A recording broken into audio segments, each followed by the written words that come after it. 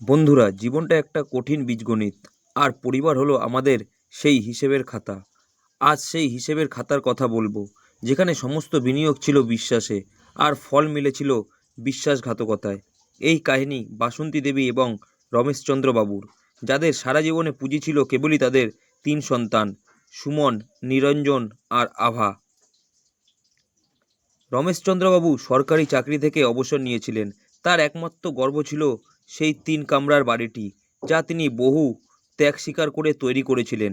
বাসন্তী দেবীর কাছে তার সবচেয়ে মূল্যবান সম্পদ ছিল তার স্ত্রীধন, তার স্ত্রীর সোনার গয়নাগুলো। তিনি বলতেন, এগুলো আমার না, এগুলি আমাদের বিপদের দিনের আশ্রয়। সেদিন ছিল শীতকালের সকাল। সেই সুন্দর সকালে রমেশচন্দ্রবাবুর ওটা সেদিন ছিল শীতকালের সকাল। সেই সুন্দর সকালে রমেশচন্দ্র বাবুর হঠাৎ অসহ্য যন্ত্রণা শুরু হলো। তিনি মেঝেতে পড়ে গেলেন। সেই মুহূর্তে বাসন্তী দেবীর দিশাহারা, কি করবেন বুঝতে পারছিলেন না। তারপর তিনি রমেশচন্দ্র বাবুকে কোনো দিশা না পেয়ে স্থানীয় হাসপাতালে ভর্তি করলেন। রমেশচন্দ্র বাবুকে ডাক্তার দেখে বললেন, হার্টের একটি অংশে সমস্যা হয়েছে, জরুরি ভিত্তিতে চিকিৎসা প্রয়োজন। বাসন্তী দেবী কাঁপতে কাঁপতে একে একে দুই ছেলে সুমন ও নিরঞ্জনকে ফোন করলেন। বাসন্তী দেবী কাপা গলায় বললেন, বাবা সুমন, তোর বাবার অবস্থা ভালো না, ডাক্তার এখনই আসতে বলেছে, প্লিজ তোরা একটু চলে আয়। সুমন ওপাশ থেকে বিরক্তিকর সাথে বলল, আরে মা, সকাল থেকে শুরু করছো, আমার এখন প্রজেক্টের শেষ মুহূর্ত, লাখ টাকার ডিল, সামান্য হার্টের প্রেশার বেড়েছে, নিরঞ্জনকে ডাকো, আমি দেখি, আমি যদি পারি কালকে যাব। নিরঞ্জনও একই অজুহাত দিল, ব্যবসার ডেলিভারি, তাদের পুত্রবধূরাও কেউ ফোন ধরেনি। বাসন্তী দেবী সেই হাসপাতালের করিডোরে একা বসে রইলেন। বাসন্তী দেবী সারা রাত ধরে কাঁদছিলেন। তার চোখের জল সেই রাতে বন্ধ হয়নি। তিনি ভাবছিলেন যে সন্তানদের জন্য তারা নিজেদের জীবনটা উৎসর্গ করলেন, আজ বিপদের দিনে তাদের কাছে সহানুভূতিও জুটল না। ভাগ্যিস ওনার মেয়ে আভা খবর পেয়ে সে তার স্বামীকে নিয়ে ছুটে এলো। চিকিৎসার সমস্ত দায়িত্ব নিল আভা। এই ঘটনায় বাসন্তী দেবীর মনে প্রথম বিষাদের বীজ বুনেছিল। মাস ছয়েক পর রমেশচন্দ্র বাবু অনেকটাই সুস্থ। একদিন সন্ধ্যায় সুমন ও নিরঞ্জন সপরিবারে রমেশচন্দ্র বাবুর বাড়িতে এলো। এবার তারা বাবার প্রতি অতিরিক্ত যত্ন দেখাচ্ছিল, যেন তারা আগের দিনের অবহেলার প্রায়শ্চিত্ত করছে। বাসন্তী দেবী মন থেকে মা এই সামান্য স্নেহ খুশি হলেন। তৃতীয় দিন মধ্যাহ্ন ভোজের পর সুমনবাবুর হাতে একটি ফাইল এগিয়ে দিল। সুমন বলল, বাবা, এই পেপারটা জরুরি, কোম্পানির নতুন নিয়ম, আমার জয়েনিংয়ের জন্য তোমার পুরনো আইডি প্রুফ হিসাবে এই সইটা লাগবে, তাড়াতাড়ি করো, ব্যাংকের কাজ আছে। রমেশচন্দ্রবাবু সন্দেহ নিয়ে বলল, এ আবার কেমন কাগজ, পুরোটা তো সাদা, শুধু নিচে সই। নিরঞ্জন বলল, আরে বাবা, দাদার জরুরি দরকার, আমরা কি তোমাকে ঠকাচ্ছি নাকি, সইটা করো তো, আমাদের সময় নেই। রমেশচন্দ্রবাবু তাদের সন্তানদের তিনি এতটাই ভালোবাসতেন যে তিনি সরল বিশ্বাসে সেই সাদা কাগজে সই করে দিলেন। তার মনে সামান্য সন্দেহ এলো না যে নিজের সন্তান তাকে ঠকাতে পারে। এর ঠিক 3 মাস পর সেই ভয়ঙ্কর দিনটি এলো। এক অপরিচিত লোক এসে বাড়ির দরজায় একটি আইনি নোটিশ সেটে দিয়ে গেল। নোটিশে লেখা ছিল, বাড়িটি 60 লক্ষ টাকার ঋণের বিপরীতে বন্ধক রয়েছে, কিস্তি পরিশোধ না হওয়ায় 1 মাসের মধ্যে সম্পত্তি বাজেয়াপ্ত করা হবে।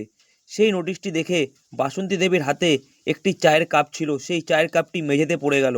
রমেশচন্দ্র বাবুর তো মাথায় বাজ পড়ার মতো অবস্থা। ওনার পায়ের তলার মাটি সরে গেল। সঙ্গে সঙ্গে সঙ্গে তার মনে পড়ে গেল সুমনের দেয়া সেই সাদা কাগজের কথা, যে কাগজটি দেখে তিনি সই করে দিয়েছিলেন।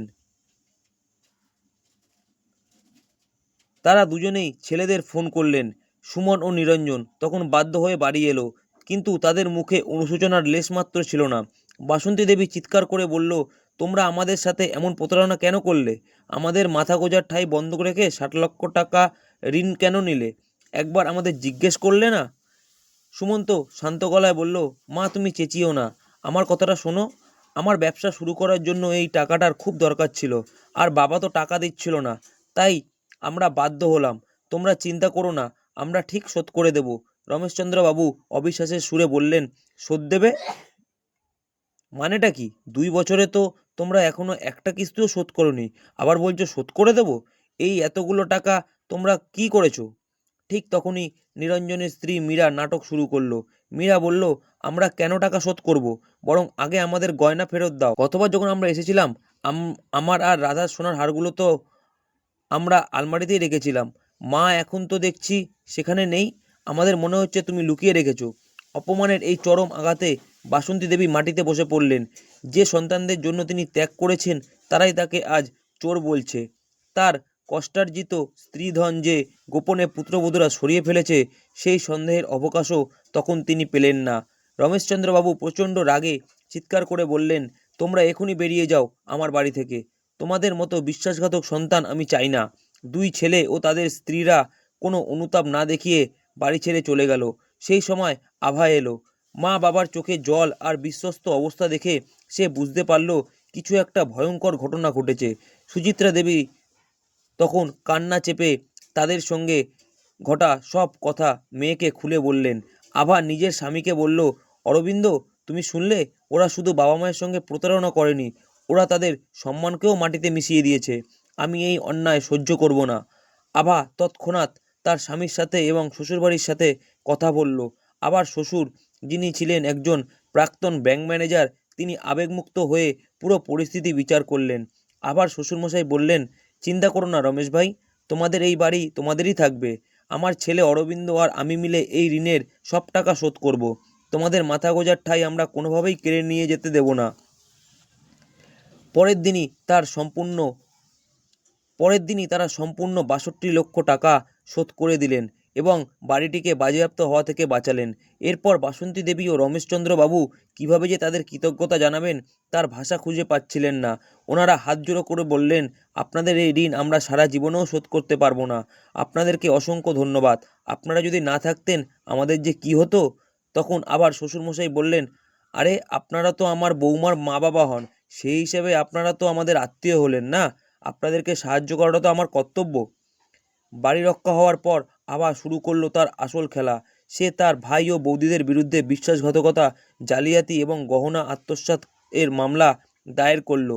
পুলিশ যখন সুমন ও নিরঞ্জনকে তলব করলো তখন তাদের অহংকার ভাঙল। তারা জেল এবং ব্যবসায়িক ক্ষতির ভয়ে আবার কাছে ছুটে এলো। সুমন হাত জোড় করে বলল, দিদি আমাদের বাঁচাও, ব্যবসা সব শেষ।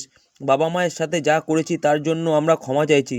প্লিজ কেসটা তুলে নাও, তাহলে আমাদের পথে বসতে হবে। প্লিজ আমাদের সাহায্য করো। আভা ছিল অনড়। সে তার জায়গা থেকে এক চুল নড়তে রাজি ছিল না। আভা বলল, তোমরা বাবা মায়ের সম্পদ আভা বলল, তোমরা বাবা মায়ের সমস্ত সম্পদ ছিনিয়ে নিয়েছো। আমি এক শর্তে কেস তুলব।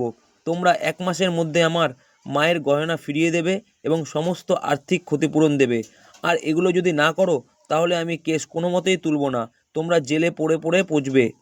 তখন আবার ভাইরা বাধ্য হয়ে সমস্ত গয়না ফিরিয়ে দিল এবং আর্থিক ক্ষতিপূরণ দেওয়ার প্রতিশ্রুতি দিল। এরপর থেকে আভা তার পরিবারের এবং শ্বশুরবাড়িকে নিয়ে মা বাবার বাড়িতে থাকতে শুরু করলো। রমেশচন্দ্র বাবু এবং বাসন্তী দেবী সব অশান্তি মিটে যাওয়ার পর এবার যেন নতুন করে বাঁচতে শুরু করলেন। দিনের বেলা দুজনে একসাথে হাঁটতে বের হন, চা খান আর গল্প করেন। এটি হলো তাদের জীবনের সেকেন্ড ইনিংস। এখন শান্তি ও ভালোবাসায় ভরা। তারা বুঝলেন রক্তের সম্পর্ক অনেক সময় প্রতারক হতে পারে, কিন্তু হৃদয়ের সম্পর্কই শেষ পর্যন্ত ভরসা যোগায়। ধন্যবাদ। গল্পটি ভালো লাগলে লাইক করবেন, চ্যানেলটিকে সাবস্ক্রাইব করে নেবেন এরকম আরও গল্প পেতে।